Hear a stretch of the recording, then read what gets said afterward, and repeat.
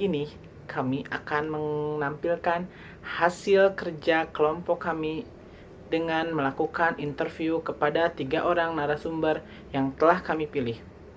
Dengan latar belakang yang berbeda mengenai wawasan kebangsaan dan bela negara serta upaya-upaya yang dapat dilakukan mengenai maraknya isu kontemporer yang dapat menimbulkan AGHT. Dan inilah hasil wawancara kelompok kami. Oke, untuk wawancara kali ini tentang wawasan kebangsaan dan nilai-nilai bela negara. Kebetulan narasumber kita dari kalangan mahasiswa perguruan tinggi kesehatan, betul kan? Betul. Ya, bisa diperkenalkan. Izin memperkenalkan diri, nama saya Dwi Rizky Nugraha dari mahasiswa Politeknik Kesehatan Bandung. Oke, di sini langsung ke pertanyaannya aja ya. Jadi sebagai mahasiswa nih, menurut Dwi, makna dari wawasan kebangsaan dan nilai-nilai bela negara itu apa sih? Oke, menurut saya pribadi kalau wawasan kebangsaan itu bagaimana kita mengenal bangsa kita sendiri. Sedangkan kalau nilai-nilai bela negara itu bagaimana kita mencintai negara kita sendiri atau menjaga bagaimana keutuhan negara Republik Indonesia itu tetap ada. Berarti menjaga kedaulatan. Kedaulatan. Ya. Terus dari Dwi sendiri, bentuk atau sikap bela negara yang sudah diterapkan dalam kehidupan sehari-hari sesuai dengan profesi, mungkin berarti sesuai dengan sebagai mahasiswa gitu, apa? Mungkin menurut saya sebagai mahasiswa dengan kita belajar dengan sungguh-sungguh, terus menaati peraturan yang ada di kampus sendiri atau kita kan ada juga di masyarakat. Nah, dengan menaati norma-norma yang ada di masyarakat juga termasuk bela negara menurut saya. Berarti lebih ke sikap sebagai mahasiswa untuk selalu disiplin dalam belajar. Terus menurut Dwi sendiri nih, bagaimana tentang isu-isu strategis atau enggak isu-isu yang aktual yang Dwi ketahui gitu di media-media itu? Kalau di media-media mungkin karena saya juga adanya di kesehatan, di kesehatan, jadi mungkin saya mengikutinya perkembangan seperti COVID-19 mungkin ya, seperti saat ini di media-media mungkin banyak. Berarti ini ya perkembangan COVID yang sampai sekarang masih ada. Menurut Dwi sendiri nih, potensi dari isu tersebut yang menjadi ancaman atau gangguan terhadap kehidupan bermasyarakat, berbangsa dan bernegara, apa itu dari isu tersebut? Tantangannya mungkin tantangannya atau hambatannya mungkin karena sekarang udah new normal gitu ya, udah mungkin masyarakat bisa beraktivitas di luar dengan mungkin bisa tatap muka juga. Menurut saya karena masyarakat mungkin salah arti, jadi sekarang tuh masyarakat lebih ke seperti COVID itu udah nggak ada sih gitu, apa sih udah nggak ada COVID itu. Jadi menurut saya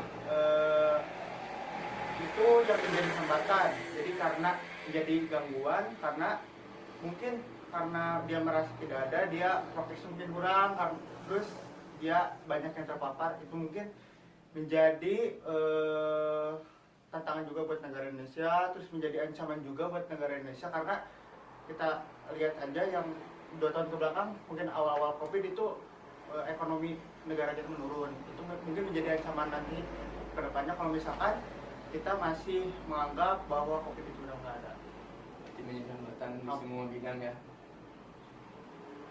Terus ini nih, berdasarkan pemahaman terhadap wawasan kebangsaan dan bela negara, bagaimana nih Dwi menyikapi isu tersebut? Oke, isu COVID mungkin ya. Iya. Karena mungkin sebagai mahasiswa tidak ada wewenang, tidak ada apa untuk menggerakkan masyarakat. Jadi menurut saya dengan kesadaran diri sendiri, mungkin dengan menjalankan prokes semaksimal mungkin yang udah ditetapkan oleh pemerintah itu, jadi menurut saya diri saya sendiri dulu gitu dibenarkan. Berarti berawal dari Diri sendiri dulu. Ya. Terakhir nih Wi, apa nih harapan Wi untuk Indonesia? Oke, harapan saya untuk Indonesia mungkin kita harus dari semua pihak kita harus sama-sama gitu untuk menjalankan cita-cita nasional. Maksudnya apa sih cita-cita nasional yang mungkin kita tahu mungkin di dalam pembukaan Undang-Undang Dasar itu alinea keempat itu ada cita-cita nasional. Itu menurut saya yang kita harus capai, yang kita harus sama-sama untuk mencapai cita-cita nasional tersebut. Ya jawabannya mungkin dari semua pertanyaan jawabannya emang sangat ini ya, perspektifnya berbeda ya, sangat bagus. Dari semua rangkaian wawancara tentang wawasan kebangsaan dan bela negara ini di sini kan bisa sebagai dari kalangan muda ya, kita dapat mendapat sudut pandang baru, perspektif baru, dan jawaban yang emang dijawab dengan sesuai profesinya dan profesi ini sebagai mahasiswa. Mungkin terima kasih Kang Dwi sudah menjadi narasumber di wawancara kali ini. Pertanyaan pertama, menurut saudara apa makna wawasan kebangsaan dan nilai-nilai bela negara? Menurut saya, wawasan kebangsaan adalah cara pandang seseorang yang dilandasi akan kesadaran diri sebagai warga negara akan diri dan lingkungannya di dalam kehidupan berbangsa dan bernegara. Bela negara adalah sikap dan perilaku warga negara yang dijiwai oleh kecintaannya kepada negara Kesatuan Republik Indonesia yang berdasarkan Pancasila dan Undang-Undang Dasar 1945 dalam menjalin kelangsungan hidup bangsa dan negara. Kemudian pertanyaan selanjutnya, apa bentuk atau sikap dari bela negara yang sudah saudara terapkan dalam kehidupan sehari-hari sesuai dengan profesi saudara? Sesuai dengan profesi saya, menjalankan kewajiban saya untuk mengajar anak-anak di sekolah dengan penuh tanggung jawab demi mencerdaskan kehidupan bangsa merupakan bentuk dari bela negara. Mengenai isu-isu kontemporer, apa yang saudara ketahui atau ikuti pemberitaannya di media, misalnya seperti korupsi, terorisme, dan pandemi COVID-19 dan lain-lain? Di era digitalisasi seperti sekarang, informasi sangat cepat. Banyak isu-isu yang muncul menyebar ke masyarakat. Salah satunya adalah informasi yang tidak benar tentang COVID-19 dan vaksinasi di masa pandemi ini. Itu yang saya tahu. Kemudian bagaimana menurut saudara potensi isu kontemporer tersebut menjadi ancaman, gangguan, hambatan, dan tantangan bagi kehidupan bermasyarakat, berbangsa, dan bernegara? Semakin banyaknya berita tidak benar tentang COVID-19 dan vaksinasi, berita hoax seperti itu akan membuat masyarakat menjadi gaduh. Karena banyak masyarakat mudah percaya dengan berita yang beredar tanpa mencari tahu dan kebenarannya seperti apa.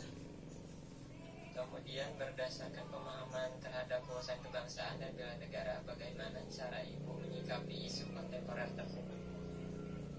Seharusnya setiap masyarakat harus sangat selektif mengenai informasi atau isu-isu yang beredar.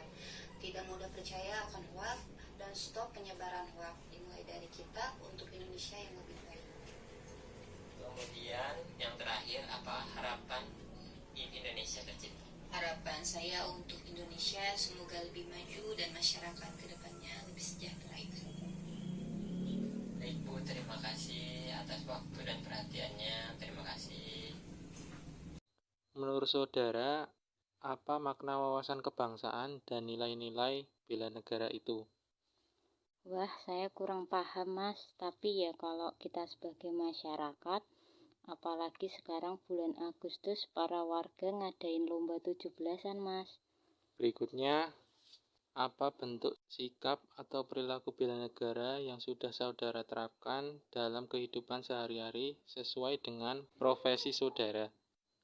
Ya kayak nyapu, ngepel, itu kan wujud cinta tanah air. Terus ya pakai kebaya batik, sholat 5 waktu. arisan ibu-ibu PKK. Berikutnya, apa isu-isu strategis kontemporer yang saudara ketahui? Isu kontemporer adalah isu-isu yang terbaru seperti korupsi, terorisme, pandemi COVID-19. Kalau korupsi nggak tahu, soalnya mikir bumbu dapur aja dah pusing. Kalau terorisme nggak tahu juga, saya banyakan di rumah. Kalau COVID ya semoga cepat berakhir mas, karena ada banyak korbannya. Berikutnya, bagaimana menurut saudara potensi isu kontemporer tersebut menjadi ancaman, gangguan, hambatan, dan tantangan bagi kehidupan bermasyarakat, berbangsa, dan bernegara di Indonesia? Efek dari corona misalnya susah cari kerja, harga-harga meroket, PHK banyak. Tapi setelah adanya vaksinasi ini juga berkurang sih mas.